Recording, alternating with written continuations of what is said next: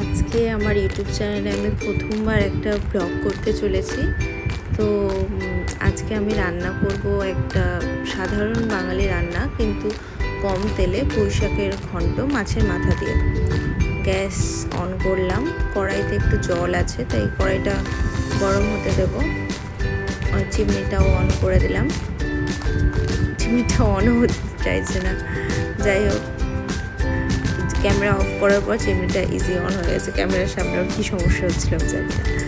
এবার কড়াইটা গরম হচ্ছে, কড়াইটা তেতে উঠলে এদিকে আমি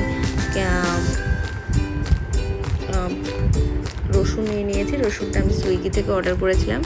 এমনি সাধারণত 30 টাকা নেয় 100 রসুন, কিন্তু সুইগিতে 100 রসুনের একটা প্যাকেট আমি পেয়েছি 27 টাকাতে, তাও আবার ছাড়ানো, সেজন্য নিয়েছি। আমার মতো ওয়ার্কিং ওম্যান তাড়াতাড়ি অফিস যাওয়া, রসুন ছাড়ানো, এর জন্য যথেষ্ট এটা হেল্পফুল। এটা বেশ 1 সপ্তাহ হয়ে গেছে। রসুন অনেকটাই আমি ব্যবহার করে ফেলেছি, অল্প আছে। এরকম 7টা মতো রসুন নিয়ে নিলাম।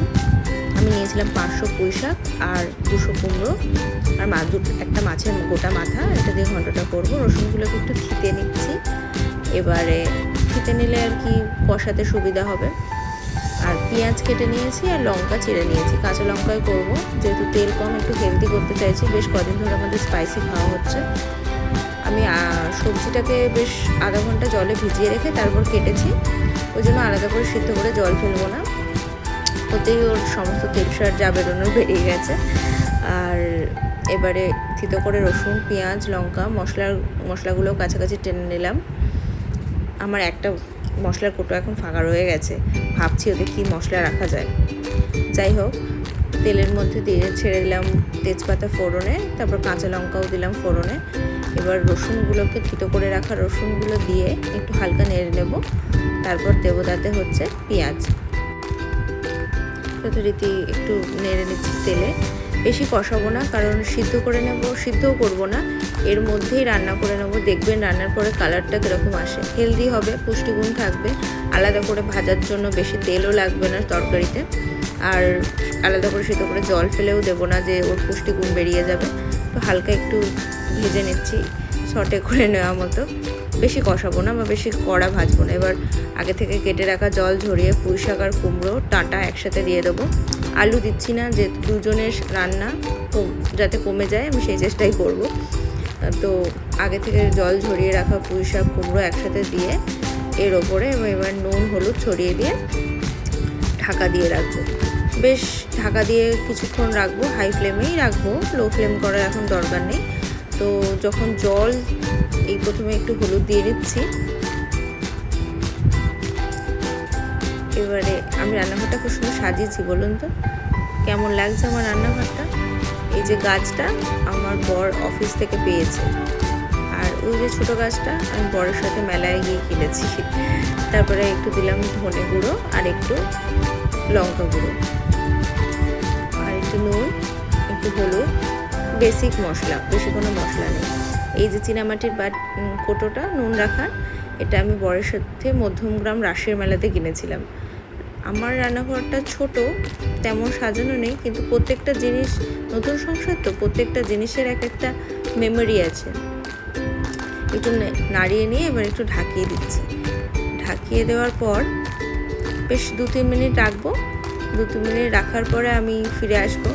ফিরে এসে দেখি, এবার দেখি তলায় লেগে গেল কি না। লাগেনি। যাই হোক, এই দেখুন কত জল বেরিয়েছে, মানে আলাদা করে আমার জল দেওয়ারই দরকার নেই। এর জলেই এটা রান্না হয়ে যাবে, সিদ্ধও হয়ে যাবে।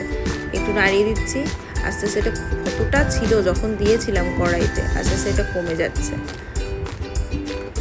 একটু ভালো করে নাড়িয়ে দিই, কারণ আমি তো আলাদা করে মশলা কষাইনি, এর মধ্যে সিদ্ধ আর কষাটা একসাথে হয়ে যাবে।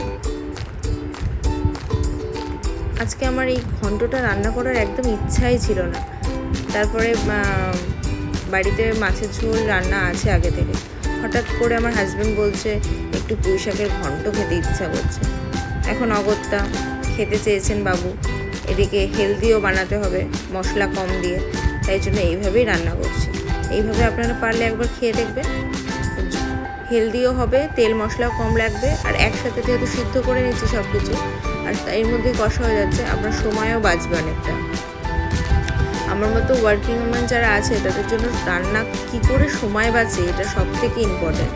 কারণ সকালে গুছিয়ে অফিস যাওয়া, তারপরে এইসব রান্না করা, মানে ভাবা যায় না মানে কত দ্রুত করা যায়।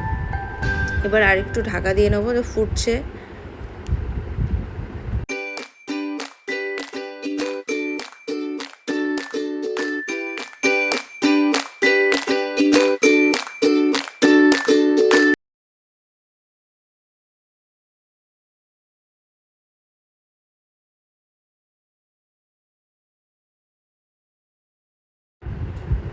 এবার ভালো করে কষিয়ে নিচ্ছি,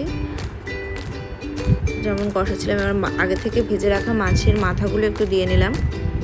মাছের মাথাগুলো দিয়ে ওগুলো আর হাত দিয়ে ভাঙলাম না, হাতে তেল লাগবে, তার থেকে খুন্তি দিয়ে একদম হাতের জোরে ওটাকে পিষে দিলাম।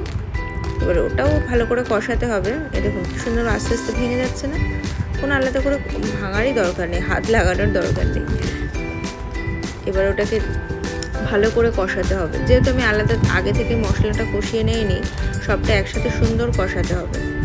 এবার আস্তে আস্তে নাড়তে থাকুন, মানে থাকুন নয়, থাকতে হবে আর কি। আপনাদের সাথে রান্নাটা শেয়ার করতে করতে আমি বলে ফেলছি যে নাড়তে থাকুন।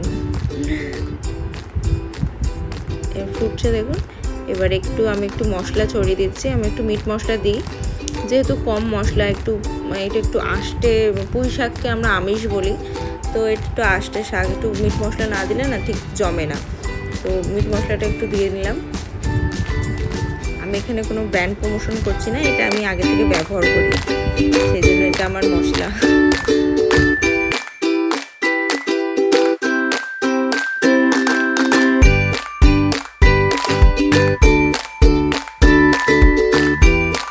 দেখুন হাই ফ্লেমে কষিয়ে নেওয়ার পর্বটা কিন্তু চলছে।